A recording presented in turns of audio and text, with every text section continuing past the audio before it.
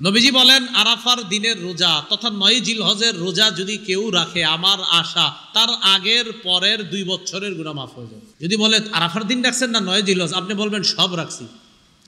আবার বলবে আরাফার দিন না ৯ জিলহজ, আপনি বলবেন আরে ভাই রাখছি তো সব।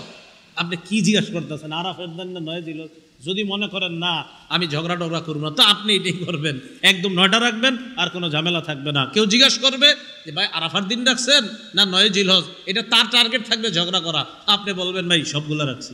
ইয়াউমু আরাফা, আরাফার দিবস দ্বারা উদ্দেশ্য ৯ জিলহজ। বলেন আরাফার দিবস দ্বারা উদ্দেশ্য ৯ জিলহজ। ইবনুল মুনজির, ইবনে তাইমিয়া, বিন বাজ, ইবনে উসাইমিন রাহিমাহুমুল্লাহ সবাই এই ব্যাপারে একমত। ইয়াউমু আরাফা দ্বারা উদ্দেশ্য ৯ জিলহজ।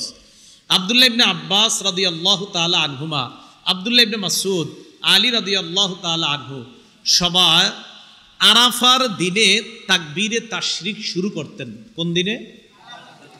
আরাফার দিনে। কানা ইবনে আব্বাস রাদিয়াল্লাহু তাআলা আনহুমা ইউকাব্বিরু উকাইবা কুল্লি সালাতিন ইয়াউমা আরাফাতা মিন সালাতিল গাদাতি। আব্দুল্লাহ ইবনে আব্বাস আরাফার দিন ফজরের নামাজের পর থেকে আল্লাহু আকবার আল্লাহু আকবার লা ইলাহা ইল্লাল্লাহু আল্লাহু আকবার ওয়ালিল্লাহিল হামদ তাকবীরে তাশরিক শুরু করতেন। তো এই যে আপনার আব্দুল্লাহ ইবনে আব্বাস তাকবীরে তাশরিকটা বলতেন কবে? আরাফার দিন। এটা বইলা তিনি শেষ করতেন ১৩ তারিখ আসরের নামাজের পর। এখন বলেন জিলহজের ১৩ই জিলহজ, বলেন সবাই ১৩ই, বলেন তো সবাই ১৩ই। তো ১৩ই জিলহজ যদি শেষ করেন আর শুরু করেন যদি আরাফার দিনে, তো আরাফার দিন কয় জিলহজ হবে? কারণ তাকবীরে তাশরিক শুরু করতে হয় কয় জিলহজ? ফজর থেকে ৯ জিলহজ। বলেন কয় তারিখ ফজর থেকে? এখন কেউ যদি বলেন হুজুর আমি ইয়াউমে আরাফা থেকে শুরু করব, মানে আরাফার দিন থেকে, তো আরাফার দিন সৌদি আরব যেদিন হবে সেদিন আমাদের দেশে হবে ৮ তারিখ। কয় তারিখ? এখন ৮ তারিখে যদি শুরু করেন তা আপনার তো তাকবীরে তাশরিক হয়ে যাবে আপনার আরো ৫ ওয়াক্ত বারার নামাজ।